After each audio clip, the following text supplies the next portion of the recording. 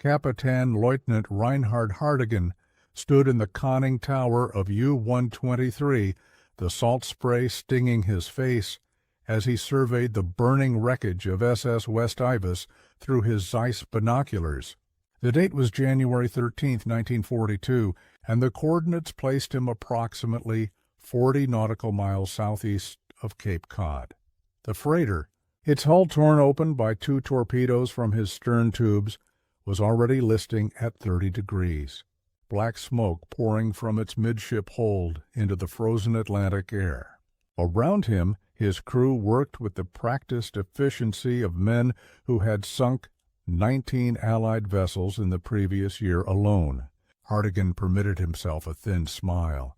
The Americans had been in the war for barely 5 weeks, and already their merchant fleet was hemorrhaging tonnage at a rate that would have impressed even Gross Admiral Karl Dönitz himself. In his patrol log, written in the methodical hand of a career officer, Hardigan recorded the kill with satisfaction, noting the ship's estimated displacement at 7,200 tons. He could not know, as he gave the order to dive and hunt for the next target, that he was witnessing not the beginning of America's maritime collapse, but rather the opening chapter of the most extraordinary industrial counterstrike in naval history, the German confidence that suffused every level of the Kriegsmarines. U-boat command in early 1942 was not born of arrogance, but of mathematics and blood. Operation Drumbeat, the campaign that brought Type 9 submarines like Hardigan's U-123 to the American eastern seaboard, had in its first month alone accounted for 25 merchant vessels totaling 156,939 gross register tons. The Wolfpack tactics refined by Dönitz during the Battle of the Atlantic had transformed submarine warfare into a science of coordinated murder, where convoys were systematically shredded by coordinated night service attacks. The Type 7 U-boats, the workhorses of the German submarine fleet, could dive to depths of 220 meters and carried 14 torpedoes in their forward and aft tubes. By the spring of 1942, German submarines were sinking Allied tonnage at a rate of approximately 500,000 tons per month, a figure that exceeded British shipbuilding capacity by a factor of nearly 3 to 1. The strategic calculus seemed irrefutable. If the sinking rate continued, Britain would be starved into submission by mid-1943, and any American attempt to project power across the Atlantic would founder amid the wreckage of burned-out merchantmen. In the officers' mess of the Kriegsmarine headquarters at Wilhelmshaven, staff officers pored over charts showing convoy routes like surgeons studying arteries, calculating optimal interception points and estimating the required monthly tonnage destruction needed to achieve what they termed absolute maritime supremacy. But in the sprawling industrial complexes along the American coastline, a different kind of calculation was being performed. Henry J. Kaiser had never built a ship before 1940.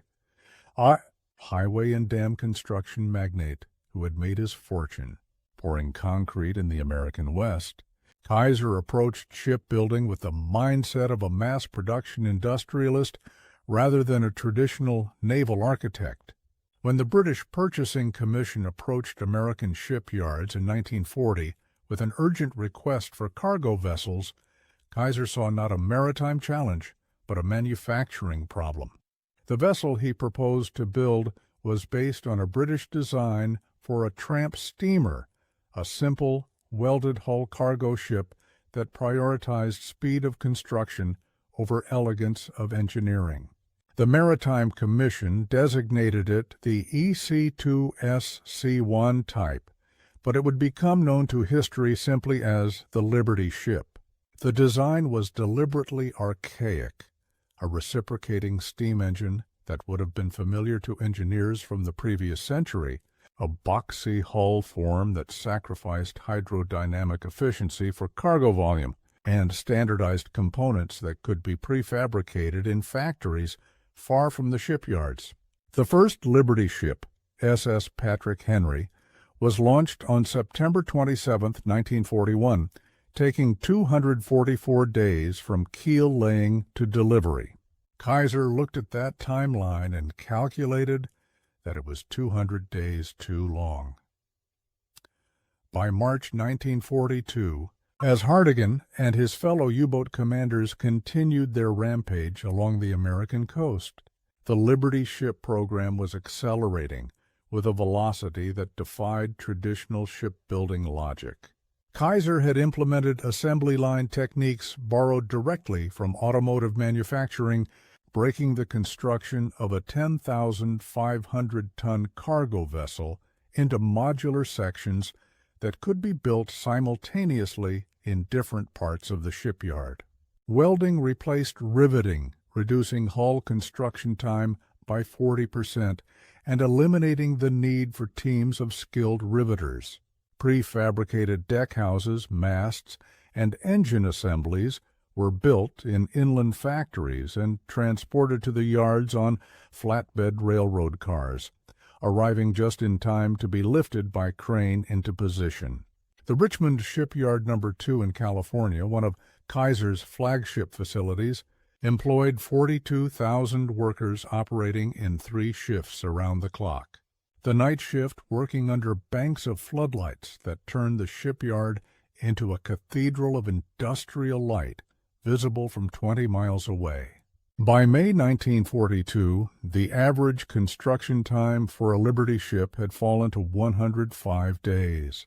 Donitz, reviewing intelligence reports at his headquarters in Paris, dismissed the American shipbuilding program as a temporary surge that would collapse under the weight of its own inefficiency.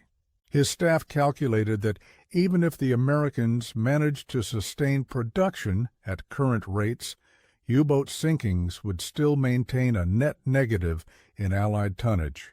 The calculation was mathematically sound. The reality would prove catastrophically wrong. The turning point arrived not as a single dramatic revelation, but as an accumulating horror of statistics that slowly redrew the strategic map of the Atlantic. In September 1942, the Richmond shipyard launched SS Robert E. Peary just 4 days and 15.5 hours after the keel was laid, a record that stood as a deliberate propaganda statement, but which demonstrated the terrifying potential of American industrial acceleration. By December 1942, American shipyards were delivering Liberty ships at a rate of 3 per day. The mathematics of attrition had reversed. Where Donitz needed to sink 700,000 tons per month to achieve his strategic objectives, his U-boats were now sinking an average of 300,000 tons, while American yards were launching 400,000 tons of new merchant shipping. Korvettenkapitän Peter Kremer, commanding U-333 on patrol in the North Atlantic in January 1943, recorded in his war diary a moment of bitter clarity. Attacked convoy SC-118 sank 2 merchantmen, including 1 Liberty ship. Observed 4 additional Liberty ships in convoy. Surface vessel construction now appears unlimited. For every ship we sink, 2 more appear. This is not a war of tactics anymore. It is a war of factories. The German naval staff, confronting the raw numbers in their war rooms, experienced the slow-motion collapse of their strategic assumptions. In 1942, American shipyards had delivered 747 Liberty ships, totaling 7,845,000 tons. In 1943, that number would rise to 1,496 ships. The Type 7 U-boats, which had seemed invincible in 1941, were now facing not just improved Allied anti-submarine tactics and technology, but an enemy that could simply absorb losses and continue operating. Gross Admiral Donitz in a staff conference in Berlin on May 24, 1943, following the catastrophic losses of Black May when 41 U-boats were destroyed, acknowledged the industrial defeat with characteristic bluntness. The Americans have managed what we believed impossible. They have industrialized the ocean. We sink their ships, and they build them faster. They lose crews and more volunteer. This is not a navy we are fighting. It is a production line with guns. The admission, recorded in the minutes of the conference by Conter-Admiral Eberhard Gott, marked the effective end of the U-boat's ability to sever the Atlantic lifeline. The final statistics tell a story of industrial warfare at a scale that redefined maritime power.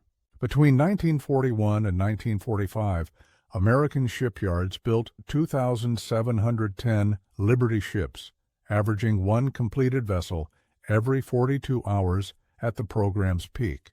The total deadweight tonnage exceeded 29 million tons, roughly equivalent to replacing the entire British merchant fleet 3 times over. German U-boats sank 200 of these vessels, a loss rate of 7.3% that represented an acceptable cost of doing business rather than a strategic threat. The average Liberty ship cost $1.7 million and required 42 days to build by mid-1943, a construction timeline shorter than the average Atlantic crossing. Each ship could carry 10,558 tons of cargo, enough to supply an entire division for a month. They transported the tanks that rolled into Normandy, the aviation fuel that powered the strategic bombing campaign, the ammunition that sustained Allied armies from El Alamein to the Elbe. Kaiser's industrial achievement had transformed the Liberty ship from a stopgap measure into a strategic weapon that proved more decisive than any battleship. Hardigan survived the war, surrendering U-123 in May 1945 after 69 patrols. In interviews decades later, he spoke with professional respect about the Liberty ships, calling them the most effective weapon of the Atlantic War. The irony was complete.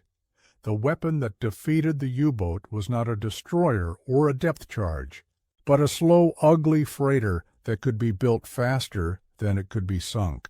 The Americans had understood what the Germans had not.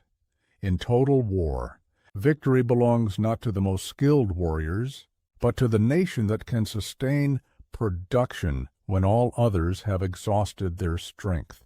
The Liberty ships were more than vessels. They were arithmetic-made steel, proof that in industrial warfare, multiplication beats subtraction every time. When the last Liberty ship, SS Albert M. Boy, was delivered on October 30, 1945, the war was already over. But the lesson remained, carved in the same welded hulls that had crossed the Atlantic 2,710 times. Never underestimate an enemy that can turn their economy into a weapon.